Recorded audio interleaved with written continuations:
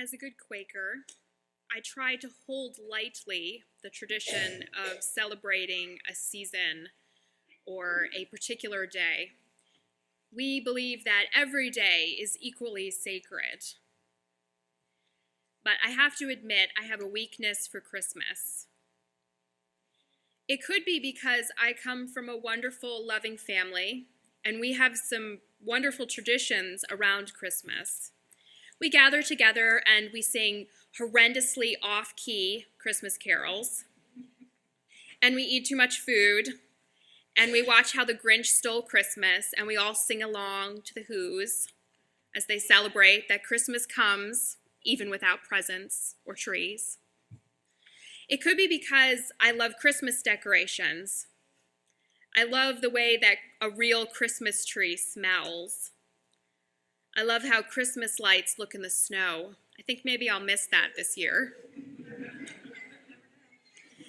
And I loved how we would decorate our Christmas tree growing up with all of these ugly, lopsided, handmade Christmas ornaments that we had made over the years as small children. We still have a styrofoam cup decorated with red and green paint that we hang, and I think I made that in kindergarten. Styrofoam lasts forever. I think that these all are part of the reason that I love the Christmas season and that I love Christmas. But ultimately, Christmas is about the Christmas story. And I love the Christmas story. Each year, I get excited by this story, this impossible, crazy story about this young girl from this small town in Galilee who meets an angel and is asked to do something impossible. Now, of course, the Christmas story is biologically impossible as well as historically impossible. We know that it didn't really happen the way that we are told that it happened. But to me, it doesn't really matter whether or not it really happened. It's a wondrous story about welcoming God. It's a story about the lines blurring between the mystical and the mundane. It's a story about how God brushes our lives, how the Spirit can be felt in the ordinary. It's also a story about courage and a story about welcome. And each year, as we get to the season of Advent, as we head into Christmas, I sit down and I read the Christmas story, and I struggle with it, and I marvel, and I wonder, and ultimately, I think that this is what makes Christmas so special to me. It is that wonder, that marvel, that struggle, that sense of the impossible. That's, I think, what I love the most about the Christmas season. Now, in my mind, Mary is the hero of the Christmas story. You know, some might say that it's the baby Jesus, and I can understand that. He's pretty important. But really, he doesn't come along until the end of the story. Really, it's Mary who carries the day. And I think that Mary, not only does she show real courage and real grit, but I think she demonstrates the very best of humanity. I think Mary represents the very best that we can be. We can assume that Mary is afraid at the start of the story when the angel of God appears to her, because the angel says, "Do not be afraid, Mary." But although she is afraid, she's fully engaged. She doesn't shy away. She doesn't flee. She doesn't leave. She stays and she listens, even though she is afraid. And that takes courage. It takes courage to listen when the Spirit speaks to you. It takes courage to listen to that still small voice. It takes courage to listen to God.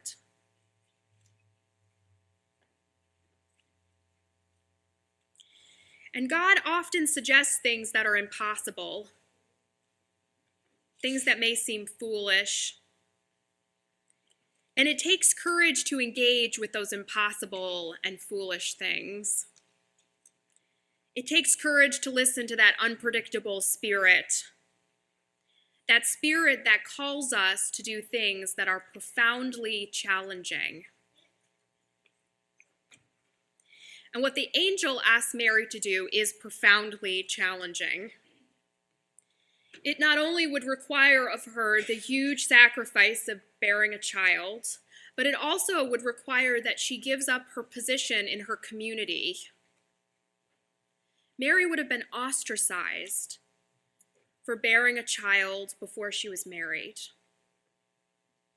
Her peers would have turned against her.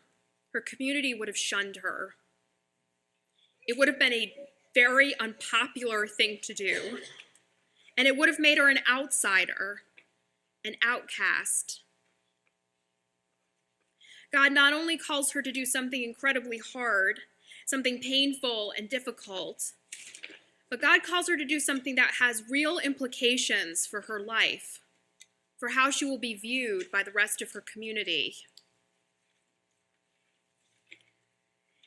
And each year, as I read this story, I think, what is the incredibly hard work that we are being called to do? What are we being called to do that would make us unpopular, that might make us outcasts? What are the difficult, challenging, maybe terrifying things that God might be calling us to do? I think our answer lies in Mary's answer, perhaps the most famous part of this passage. The angel says, "For nothing will be impossible with God." And then Mary answers, "Here I am, the servant of God. Let it be with me according to your word." What is Mary agreeing to do? We know what the story says, but there's more to it than that. I think that Mary is agreeing to welcome God into our world. What Mary is agreeing to do is welcome. Now, according to this story, this magical, glorious story, she's agreeing to literally bring God into the world so that God may live among us. So this idea of God entering the world, the sacred and the mundane becoming mixed up together, this is what the Christmas story is about. I think it's also important to note that God is arriving in an unlikely way and in an unlikely place. If you're someone who believes that God can do anything, that anything is possible with God, and this is, of course, what the authors of the book of Luke would have believed. They would believe that God could do anything, that anything is possible with God. If you believe that, then you have to believe that God chose Mary. God could have chosen any way to come to earth, and God chose Mary. God chose a nobody, a young woman who was perhaps 12 or 13 years old, in a small town, in an occupied country. God chose Mary, a nobody from a nowhere place in an occupied country. And I think what this is teaching us is that God appears in unexpected places. God doesn't care about our money or power, who's important, who has social clout in our world. God appears in unexpected and unusual places. God appears in places that we might consider lowly or unworthy.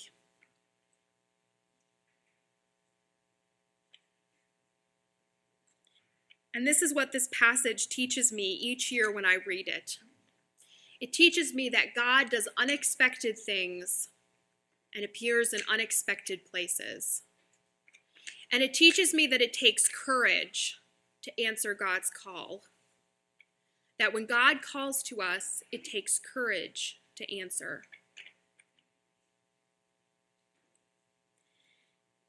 It also teaches me that the work of welcome is central to encountering God. Mary welcomed God. And this is our example to follow. We should follow Mary's example. We should have the same courage and the same fortitude, the same willingness to do something that is impossible, unpopular, foolish, to do the work of welcome, which in this world is so often unpopular and foolish. That God speaks to us through the outcasts, through the homeless and the poor, through those people who are not welcomed in our communities. And we do the work that Mary did, the work of welcoming God among us. And God is calling us to have courage in this work. This year, as I was sitting with this passage, I could not help but think of the refugees in our world, of those who have been unwelcomed by so many. And I thought again and again about welcome and courage and faith. I thought about following the Spirit's call to do something that is unpopular and challenging. How might God be calling us this Christmas, this Advent, to do this work of welcome? How might God be calling you to do this work of welcome?